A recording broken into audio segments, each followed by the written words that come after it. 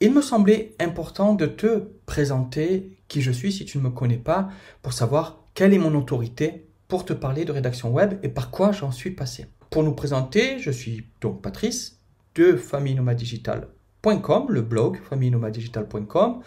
Nous sommes, avec mon épouse Christine, mon fils Logan, nomades digitaux en famille depuis juillet 2013. On avait une boutique en ligne qui vendait des produits, en fait, des créations personnalisées. Je réalisais, par exemple, des portraits, des poésies personnalisées, etc. Ça marchait plutôt bien. C'était une boutique en ligne qu'on avait créée en 2005, donc ça datait pas d'hier. Donc voilà, mais il y a eu pas mal de catastrophes, de problèmes qu'on a rencontrés et qui se sont accumulés. Et en fin 2016, début 2017, on devait déposer le bilan. Alors sans m'étaler trop dans le... Voilà, pour faire pleurer dans les chaumières, si tu veux, quand c'est arrivé, eh bien, on a vraiment tout perdu parce qu'on était caution en personnel pour l'entreprise. Et voilà. Et du coup, quand il y a eu le dépôt de bilan, eh bien, on n'avait plus la voiture, puisque la voiture, voilà, elle est partie avec le dépôt de bilan, plus de compte en banque, plus d'argent sur les comptes. On avait quelques petites centaines d'euros et encore, puisqu'on avait un découvert sur un compte. Bref, on partait de moins que zéro. Et ça a été une période, donc début 2017, de gros doutes, de grosses remises en question, de gros touchages de fond, tu vois. Mais pour la faire courte, on voulait pas laisser tomber notre mode de vie nomade. Et j'ai pu, en fait, réfléchir à quelles étaient mes compétences, quel était mon savoir. Et j'ai mis en place une activité de rédacteur web.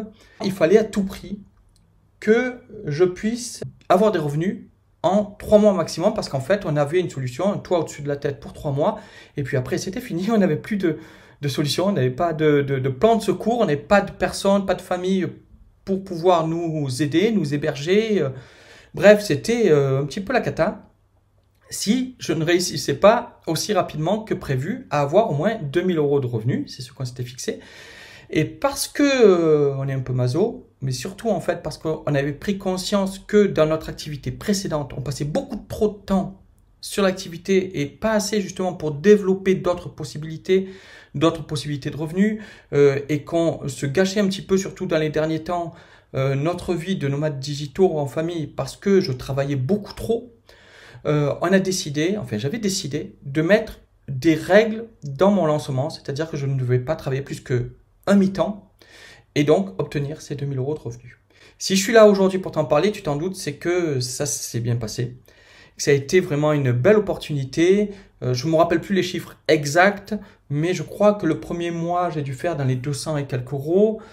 Deuxième mois, j'avais noté quelque part 600 et quelques euros. Et le troisième mois, je crois que c'était 2011 euros. Si je me rappelle bien, je crois que c'était 2011 euros. On avait à peine dépassé ce 2000 euros. Mais on était super contents. On était en Espagne à ce moment-là. Là aussi, si ma mémoire ne joue pas des tours, parce que j'ai des trous dans ma mémoire. C'est Christine, mon épouse, qui me sert de mémoire pour ça. Et voilà. Et donc, ça s'est super bien passé pour moi. Pour nous, on a pu continuer à voyager, aller beaucoup plus loin même, puisque on avait beaucoup moins de contraintes. Le métier de rédacteur web, contrairement à l'activité que je pouvais avoir avant, pourtant ça semblait plus facile, mais en fait, c'est en réalité la boutique e-commerce que j'avais avant demandait beaucoup plus de travail, beaucoup plus d'implication. On était obligé de ne pas trop s'éloigner, puisque pour la période des fêtes, on devait rentrer en France pour pouvoir aider à la préparation des colis, etc.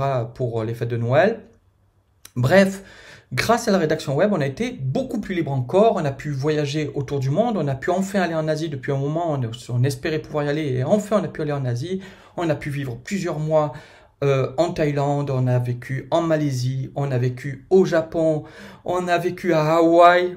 Bon sang, quand tu y penses, Hawaï, on n'y croyait pas, tu vois, et c'est juste magique.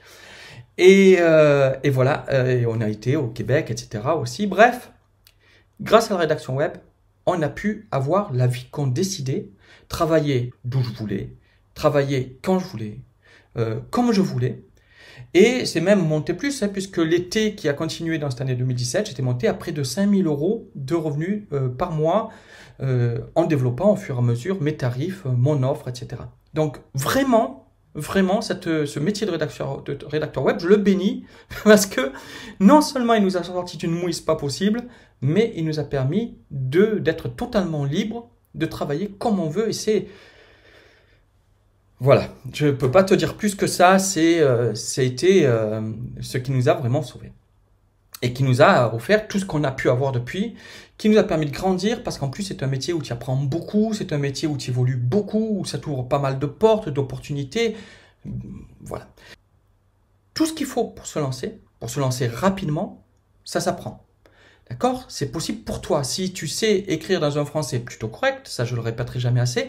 Si tu aimes écrire, ça aussi je le répéterai jamais assez, parce que si c'est une douleur de travailler, quel que soit le montant que tu gagnes à la fin du mois, c'est te mettre dans une autre prison, c'est pas forcément ce que je te conseillerais de faire, parce que tu vas craquer au bout d'un moment. Au bout d'un moment, tu auras marre d'écrire et ça va partir à volo. Donc il faut quand même que tu aimes écrire, que tu fasses pas trop de fautes en écrivant. Et que tu saches se servir d'un ordinateur et surtout que tu sois prêt à te remonter les manches, comme je l'ai déjà dit. Parce que ça va pas se faire tout seul. Ce qu'il faut au début, c'est avoir une présentation exceptionnelle, un profil exceptionnel, très bien rédigé, très bien présenté, ça s'apprend. Et faire une offre exceptionnelle, que les gens se disent un tel profil, un tel tarif, je commande, je risque rien, même s'il n'est pas encore connu. Et voilà, tu accumules comme ça une réputation et puis tu augmentes tes tarifs. Et en plus, il y a des astuces dont je te parlerai un peu plus tard pour justement ne pas faire en sorte que le prix que tu proposes, qui est un prix cassé, faut être honnête, au départ c'est un prix cassé, tu n'es personne. Pourquoi on le commanderait à toi, qui n'a pas d'historique, qui n'a pas d'avis, qui n'a pas d'existence précédente en tant que rédacteur web, et pas à quelqu'un qui est peut-être donc moins cher que toi et qui lui a des avis, qui lui a une historique, qui lui a des existe. Tu comprends que c'est vraiment présomptueux de la part de quelqu'un qui dit je vais me placer de suite très cher. Donc, mais il y a des techniques pour que le prix que tu vends, écoute bien, le prix que tu vends, qui est un prix cassé, ne soit pas la valeur que tu donnes à ce que tu vends. C'est-à-dire que c'est comme si quand Nutella fait une promo et qu'il offre son pot de 1 kg au prix du pot de 500 grammes. Parce que justement, il veut que les gens deviennent accros au Nutella. Donc, il va vendre son gros pot de 1 kg à un prix pas possible où les gens vont se jeter dessus, vont se battre pour l'avoir. Et ça, c'est du vécu. Tu peux regarder sur Internet, c'était arrivé avec une promotion sur le pot d'1 kg de Nutella. Les gens se sont battus pour l'avoir. Les gens sont accros, les gens consomment et ils paieront le prix normal sur les prochains pots de Nutella. Donc, c'est pas la valeur du Nutella n'est pas devenue la valeur de ce prix de promotion. Et toi, c'est un peu la même technique que tu vas mettre en place.